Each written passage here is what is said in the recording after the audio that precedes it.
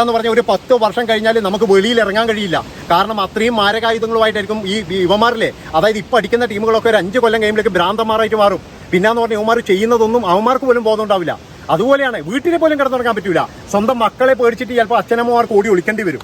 അമ്മാതിരി തോന്നിയവാസായിരിക്കും നടക്കാൻ പോകുന്നത് എന്നുള്ളതാണ്. ഈ വീഡിയോ ചെയ്യുന്നത് എന്തിനാണെന്ന് വെച്ച് കഴിഞ്ഞാൽ ആണുങ്ങളെ മാത്രം ചെക്ക് ചെയ്താൽ പോരാ, പെണ്ണുങ്ങളെയും കൂടി ചെക്ക് ചെയ്യണം എന്ന് പറയാൻ വേണ്ടിയിട്ട്. എന്താണെന്നല്ലേ, എയ്ഡ്സ് തന്നെ, വേറെ ഒന്നുമല്ല. അതായത് ഇന്ന് രാവിലെ ഒരു സംഭവം നടന്നിട്ടുണ്ട്. കണ്ണൂർ ജില്ലയിലെ പറശ്ശിനിക്കടവ് എന്ന് പറയുന്ന തീർത്ഥാടന കേന്ദ്രത്തിലുള്ള ലോഡ്ജിൽ നിന്നും ഒരു 22-23 വയസ്സുള്ള യുവതികളെയും ഒരു 37കാരായ യുവാക്കളെയുമാണ് പിടിച്ചിരിക്കുന്നത്. 2 പേരും, 2 സ്ത്രീകളും 2 പുരുഷന്മാരും. അവരാണെങ്കിൽ എന്ന് പറഞ്ഞാൽ വീട്ടിൽ നിന്നും പറഞ്ഞത് കൂട്ടുകാരികളുടെ വീട്ടിൽ പോകുന്നു എന്ന് പറഞ്ഞിട്ട് പെരുന്നാൾ ദിനത്തിൽ ഇറങ്ങിയതാണെന്നാണ് പറയുന്നത്. ആദ്യം തന്നെ നിങ്ങൾ ആലോചിക്കേണ്ടത് ഇതൊക്കെ പ്രമാണി കുടുംബങ്ങളാണ് കേട്ടാ, അല്ലാതെ ഒന്നുമില്ലാതെ കുടുംബമൊന്നുമല്ല. അതായത് എല്ലാവരും ഗൾഫിലും അതുപോലെ തന്നെ വലിയ വലിയ വീടും കാര്യങ്ങളൊക്കെ ഉള്ള ടീമാണ്. അപ്പോൾ ഇവറ്റകൾ എന്ന് പറഞ്ഞാൽ ഇറങ്ങിയിരിക്കുന്നത് ഈ കൂട്ടുകാരികളുടെ വീട്ടിൽ പോകുന്നു എന്ന് പറഞ്ഞിട്ടാണ്. അങ്ങനെ കൂട്ടുകാരികൾ ഇവിടെ എന്ന് ചോദിച്ചപ്പോൾ ഇവർ പരസ്പരം ഫോൺ ഇങ്ങനെ കൈമാറിക്കൊണ്ടിരിക്കും. പക്ഷേ സംഭവം എന്താണെന്ന് വെച്ച് കഴിഞ്ഞാൽ ഇപ്പം 3-4 ദിവസമായിട്ട് പല റൂമുകളിലും തമ്പടിച്ചിട്ട് എന്ന് പറഞ്ഞു കഴിഞ്ഞാൽ ഇവർ മയക്കുമരുന്ന് ഉപയോഗിക്കും. അങ്ങനെയാണ് പിടിച്ചിരിക്കുന്നത് എന്നുള്ളതാണ്. അതുകൊണ്ടാണ് ഞാൻ പറയുന്നത് ഇവറ്റകളെ മുഴുവൻ, അതായത് കല്യാണം കഴിക്കുന്നവരിനി പ്രത്യേകിച്ച് ശ്രദ്ധിക്കണം. കാരണം ഒന്നിനെയും നമുക്ക് വിശ്വസിക്കാൻ കഴിയാത്ത കാലമാണ്.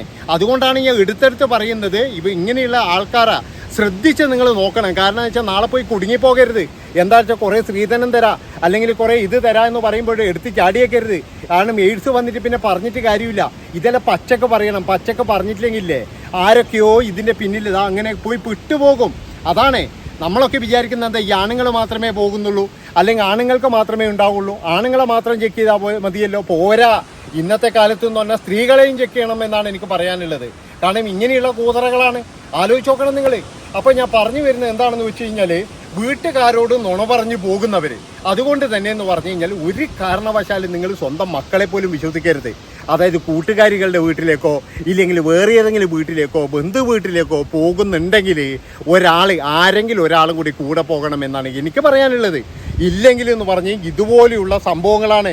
അതായത് ഇന്ന് രാവിലെ മാതാപിതാക്കൾ ഇത് അറിയുന്നത് എങ്ങനെയാണ്? സ്വന്തം മക്കളുടെ ഫോട്ടോ ആണ് TV-യിലൂടെ കാണുന്നത്. ആലോചിച്ച് നോക്കണം. ആ മാതാവിൻ്റെ വേദന നിങ്ങൾ ആലോചിച്ച് നോക്കണം. അതുപോലെ തന്നെ ഗൾഫിൽ കിടക്കുന്ന പ്രവാസികളുടെ, അതായത് ബാപ്പമാരും മാമന്മാരും ആങ്ങളമാരും ഇവരൊക്കെ കണ്ടിരിക്കുന്നത് എങ്ങനെയാ? ഇതിലൂടെയാണ്, TV-യിലൂടെയാണ് കാണുന്നത്. അപ്പോൾ അവരുടെ ആ മാനസിക അവസ്ഥകളൊന്ന് ആലോചിച്ച് നോക്കണം.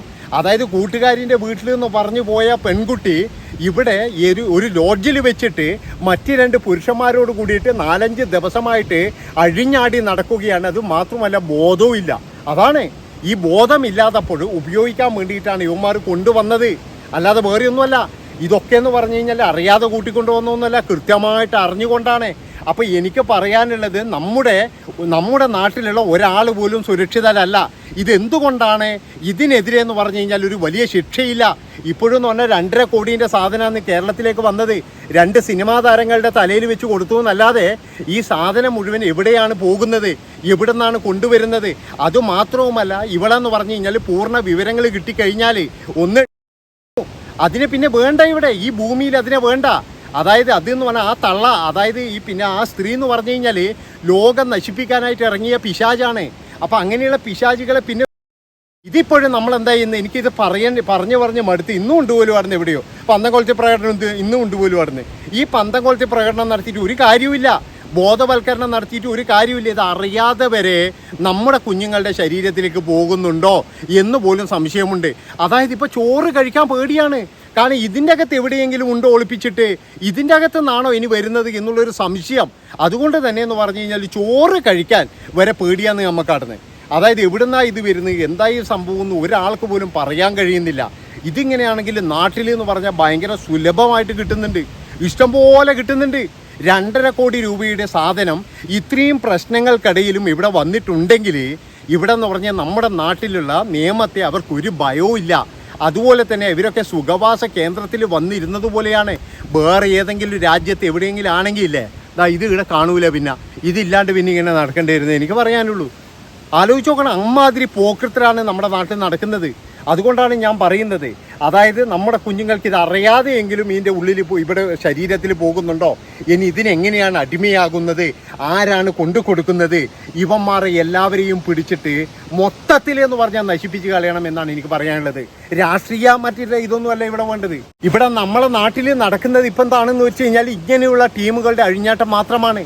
അതുകൊണ്ടാണ് ഞാൻ പറയുന്നത് ഇവറ്റകളെയൊക്കെ എന്ന് പറഞ്ഞാൽ ഉന്മൂലനം ചെയ്യണം. അതിന് ആണൊരുത്തം വരണം എന്നാണ് എനിക്ക് പറയാനുള്ളത്. അതായത് ഇവിടെയല്ല ഒരാൾക്ക് പറ്റൂല. കാരണം എന്താ വെച്ചാൽ ഇവർ അതിലും വലിയ ഭീഷണിയാണ്. ഏതെങ്കിലും ഒരുത്തൻ ഇവർക്കെതിരെ തിരിഞ്ഞിട്ടുണ്ടെങ്കിൽ ആ നിമിഷം എന്ന് പറഞ്ഞു കഴിഞ്ഞാൽ അവൻ ഭീഷണി മുഴക്കും. ചിലപ്പോഴൊന്നും തന്നെ അവൻ്റെ വീട് കയറി ആക്രമിക്കും. അതാണ് ഇവിടെ നടക്കാൻ പോകുന്നത്. ഇതിനിടയ്ക്ക് ഏതൊരു പഞ്ചായത്തിൽ ഞാൻ വായിച്ചതാണ്.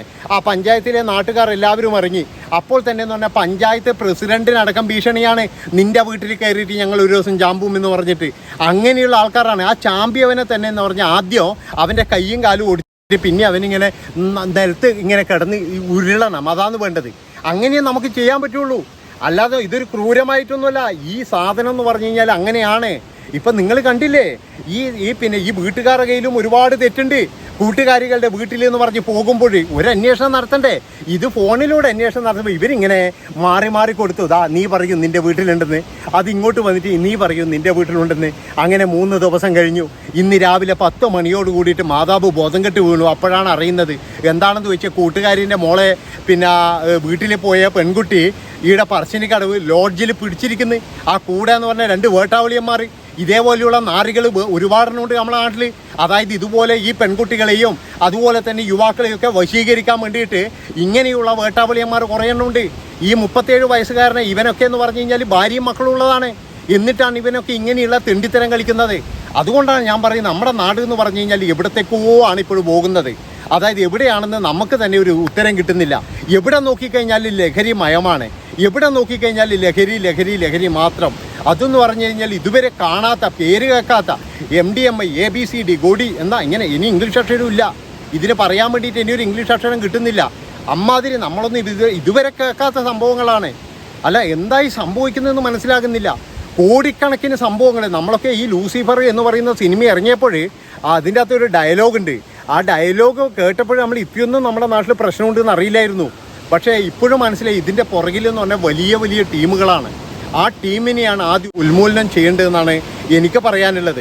അല്ലാതെ ഇവിടെ ഒരു തലമുറ പോലും ഇവിടെ ക്ലച്ച് പിടിക്കാൻ പോകുന്നില്ല. ഇവിടെ എന്ന് പറഞ്ഞാൽ ഒരു 10 വർഷം കഴിഞ്ഞാൽ നമുക്ക് വെളിയിൽ ഇറങ്ങാൻ കഴിയില്ല. കാരണം അത്രയും മാരകായുധങ്ങളുമായിട്ടായിരിക്കും ഈ യുവമാരിലെ, അതായത് ഇപ്പം അടിക്കുന്ന ടീമുകളൊക്കെ ഒരു 5 കൊല്ലം കഴിയുമ്പോഴേക്കും ഭ്രാന്തന്മാരായിട്ട് മാറും. പിന്നെന്ന് പറഞ്ഞാൽ യുവമാർ ചെയ്യുന്നതൊന്നും അവന്മാർക്ക് പോലും ബോധം ഉണ്ടാവില്ല. അതുപോലെയാണ് വീട്ടിൽ പോലും കിടന്നുറങ്ങാൻ പറ്റൂല. സ്വന്തം മക്കളെ പേടിച്ചിട്ട് ചിലപ്പോൾ അച്ഛനമ്മമാർക്ക് ഓടി ഒളിക്കേണ്ടി വരും. അമ്മാതിരി തോന്നിയവാസമായിരിക്കും നടക്കാൻ പോകുന്നത് എന്നുള്ളതാണ്. ആണായാലും പെണ്ണായാലും ഇത് തന്നെയാണ് സംഭവിക്കുന്നത്. അതുകൊണ്ട് എനിക്ക് പറയാനുള്ളത് ഇതിൻ്റെ വലിയ ആ കണ്ണികളെ പിടിച്ചിട്ട് ഉന്മൂലനം ചെയ്യണം. അതാണ് വേണ്ടത്. അതായത് ഇവന്മാർ എവിടെയെങ്കിലും കൊണ്ടുപോയിട്ട് തള്ളിയാലും കുഴപ്പമില്ല. കാരണം ഇങ്ങനെയുള്ളവർക്ക് യാതൊരു വിധത്തിലുള്ള ദയ്യം കൊടുക്കരുത് എന്നാണ് എനിക്ക് പറയാനുള്ളത്. അപ്പോൾ ഇത്രയും പറഞ്ഞുകൊണ്ട് ഈ ഒരു വീഡിയോക്ക് നിങ്ങൾ എനിക്ക് ലൈക്ക് തരണം എന്ന് ഞാൻ പറയുന്നില്ല. അതുപോലെ നിങ്ങൾ കമൻറ്റും എഴുതണ്ട, പക്ഷേ ഇത് ഷെയർ ചെയ്ത് കൊടുക്കണം. കാരണം എന്താ വെച്ചാൽ ഒരുപാട് മാതാപിതാക്കൾ ഇത് അറിയാനുണ്ട്. സ്വന്തം മക്കളെ വിശ്വസിക്കുന്ന മാതാപിതാക്കളെ നിങ്ങൾ അമിതമായിട്ട് അങ്ങനെ അവരെ വിശ്വസിക്കണ്ട. നന്ദി, നമസ്കാരം.